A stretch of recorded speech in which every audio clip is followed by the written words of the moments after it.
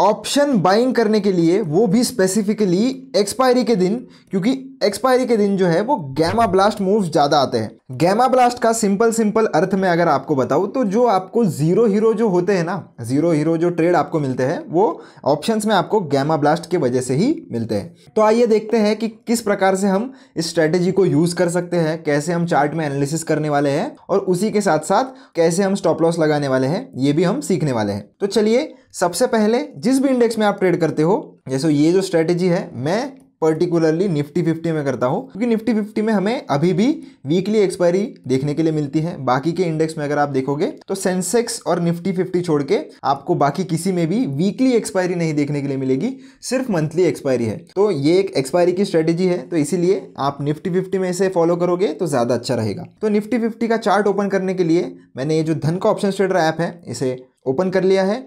Open करने के बाद आपको सबसे ऊपर ही निफ्टी 50 का बटन देखने के लिए मिल जाएगा, उस पर आप क्लिक कीजिए। क्लिक करने के बाद आपको चार्ट ओपन करना है बराबर। चार्ट ओपन करने के लिए हम ये जो बटन है इस पर एक बार क्लिक करेंगे। अभी मैं इसको थोड़ा लैंडस्केप मोड पर कर देता हूँ। लैंडस्केप मोड पर करने के लिए आपको यहाँ पर एक बटन मिल जाएगा, तो उससे आप चार्ट जो है वो लैंडस्केप पर कर सकते हो। तो ये जो चार्ट है हमारे सामने थोड़ा बड़ा हो गया है। अब हमें क्या करना है दोस्तों कि निफ्टी 50 की जो एक्सपायरी होती है वो हर थर्सडे को होती है, इतना तो आपको पता ही होगा। तो हर थर्सडे को जब एक्सपायरी होती है हमें एनालिसिस करना है वेडनेसडे को। तो जब भी मार्केट वेडनेसडे को ओपन होता है, तो जैसे कि आप देख सकते हो, तो 18th का मैंने चार्ट यहाँ पर स्क्रीन पर लगा लिया है, एडजस्ट कर लिया है। अब आपको क्या करना है, 18th का जो भी यानी कि वेडनेसडे का जो भी डे हाई होगा उसे मार्क करना है और जो भी डे लो होगा उसे मार्क करना है। तो उसके लिए हम ये जो टूल है उसकी मदद लेंगे। तो इसके ऊपर क्लिक करना है। क्लिक करने के बाद आपको ये जो हॉरिजॉन्टल लाइन का जो ऑप्शन है उस पर क्लिक करना है। क्लिक करने के बाद जो भी हाई होगा उस पर आपका कर्सर लेकर जाइए या पॉइंटर लेकर जाइए और वहां पर एक बार क्लिक कर दीजिए। क्लिक करने के बाद आप ये जो क्लिक करने के बाद आप इस लाइन को पकड़ के नीचे की तरफ खींच सकते हो और एडजस्ट कर सकते हो। एक बार उस लाइन पर क्लिक कीजिए, ये आपको स्क्वायर देखने के लिए मिलेगा। उस स्क्वायर को पकड़ के आप नीचे भी लेकर जा सकते हैं। तो हाई हमने मार्क कर लिया। अब इसी तरीके से हमें लो भी मार्क करना है। तो लो कहाँ पर आपको दिख रहा है, तो इसके लिए मैं थोड़ा और जूम आउट कर लेता हूँ ताकि पूरा चार्ट हमें देखने के लिए मिले दिन के एंड का। तो लो हमें लगभग इस पॉइंट पर देखने के लिए मिल रहा है। तो चलिए वहाँ पर भी मैं लो लगा देता हूँ। तो हाई और लो हमने अभी मार्क कर लिया है वेडनेसडे का। अब नेक्स्ट डे जब मार्केट खुलता है तब हमें क्या करना है। अब मैं तीनों सिनेरियो आपको बताने वाला हूं। जिस दिन मार्केट गैप डाउन खुल जाता है, जिस दिन मार्केट इस रेंज के अंदर खुलेगा और जिस दिन मार्केट गैप अप खुलेगा, तीनों ही केसेस में हम बात करने वाले हैं। तो ध्यान से ज़रूर समझना, वरना आपको ये स्ट्रेटेजी समझ में नहीं आएगी। तो जिस भी दिन मार्केट नीचे खुलता है तो मार्केट अगर इस जोन में आता है, जैसे कि आप इस एक्सपायरी को देख सकते हो कि मार्केट पूरे दिन साइडवेज था, तो इस केस में हम ट्रेड नहीं लेंगे। पर अगर ये मार्केट गैप डाउन खुलने के बाद इस वाले जोन में आता और यहाँ पर कोई प्राइस एक्शन बना के नीचे जाता, तो इस केस में हम यहाँ पर पुट में एंट्री लेते, क्योंकि ये ऑप्शन बाइंग का हमें ट्रेड लेना है। टाइम फ्रेम मैंने 1 मिनट पर सेट की है, आप 5 मिनट्स पर सेट करें तो ज़्यादा अच्छा रहेगा, क्योंकि फिर आपको एनालिसिस करने के लिए अच्छा रहेगा। और 5 मिनट में आपको क्लोजिंग बेसिस पर यहाँ पर काम करना है। तो 5 मिनट्स की कैंडल अगर यहाँ पर आती और यहाँ से अगर रिवर्सल कुछ हमें सिग्नल मिलता या कोई बड़ी एक रेड कैंडल बनती, तो उस केस में हम यहाँ पर एंटर कर सकते हैं। अब ये तो हमने देख लिया कि गैप डाउन होने के बाद क्या करना है। अगर मार्केट इस जोन में खुलता है तो क्या करना है, ये सबसे इंपॉर्टेंट पार्ट है।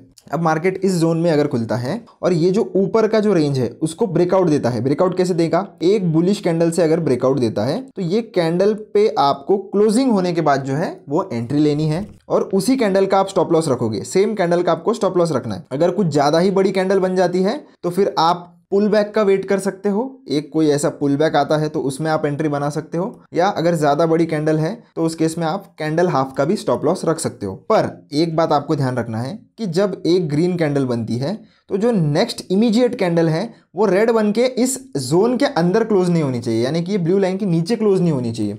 ब्लू लाइन के ऊपर अगर कोई रेड कैंडल क्लोज होती है तो कोई बात नहीं, हम फिर वेट करेंगे मार्केट का।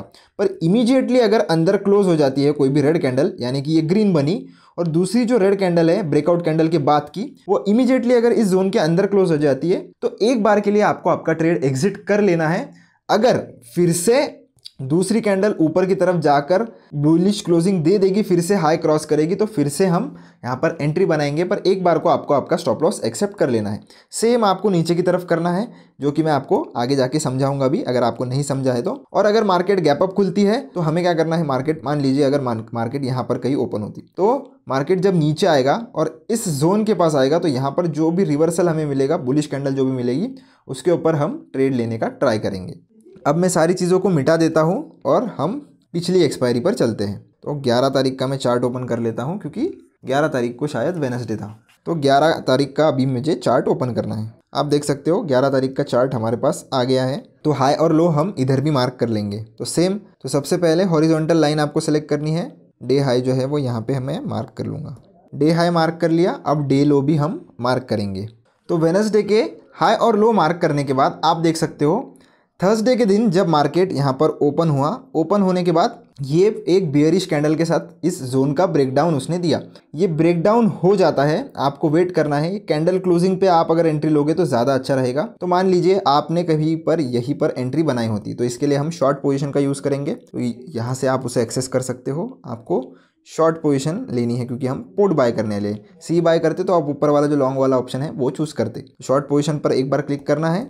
अब जैसे इस कैंडल क्लोजिंग पर हम अगर एंट्री लेते तो यहाँ पर हमारा एंट्री बन जाता। स्टॉप लॉस को मैं कम कर लेता हूँ, क्योंकि इतना बड़ा स्टॉप लॉस हम देते नहीं। 27 पॉइंट का हमारा लगभग स्टॉप लॉस बन रहा है। और टारगेट देखते हैं 1:2 हमें मिला है या नहीं।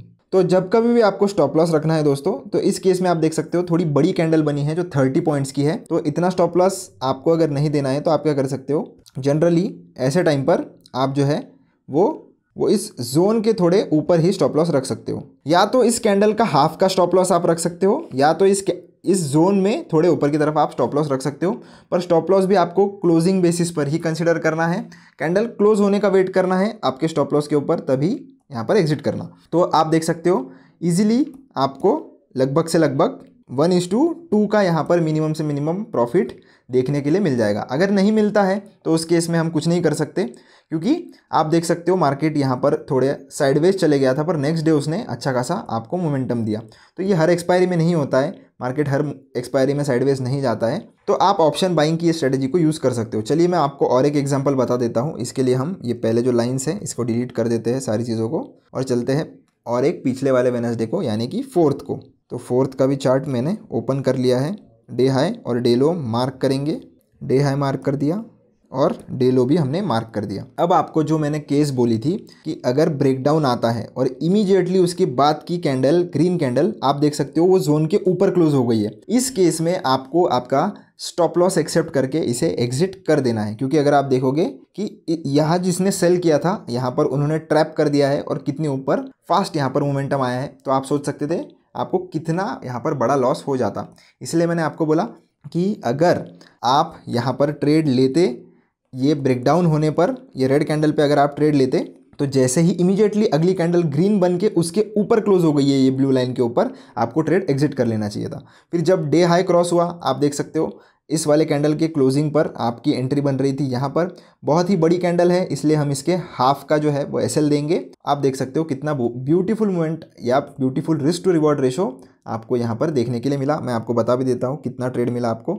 इसके लिए हम इस पर जाएंगे, लॉन्ग पोजीशन पे सेलेक्ट करेंगे। यहाँ पर कहीं पर हमारी एंट्री बनती, कैंडल के हाफ का हम स्टॉप लॉस लगाते, और आप इवेंचुअली देख सकते हो 1:2 लगभग 5 का आपको जो है वो रिस्क रिवॉर्ड मिला है। चलिए आप इतना बुक नहीं भी कर पाते, हम समझ लेते हैं कि 1:3 ही आपने बुक किया, तो भी मोर देन इनफ है। ऐसा नहीं है कि आप हर बार टॉप्स और हर बार लोस पकड़ सकते हो। तो हम मिनिमम से मिनिमम ये रखते हैं कि 1:2 1:3 जैसे ही आपका आ जाता है आप बुक कर सकते हो। स्ट्रैटेजी को यूज़ करने से पहले खुद बैक टेस्ट कर लेना। आपको अगर ये स्ट्रैटेजी जम रही है, अच्छी लगी, तो ही इसे यूज़ करना। ब्लाइंडली किसी भी स्ट्रैटेजी को फॉलो करना बेवकूफ़ी होती है। मैं नहीं चाहता कि मेरे व्यूअर्स बेवकूफ़ बने, इसीलिए आप पहले इसे बैक टेस्ट कीजिए। बैक टेस्ट करने के बाद देखिए, समझिए स्ट्रैटेजी को, और उसी के बाद इसमें ट्रेड कीजिए। वीडियो का कंटेंट पसंद आया हो तो लाइक शेयर सब्सक्राइब जरूर से करना। मिलता हूँ आपसे नेक्स्ट वीडियो में। धन्यवाद।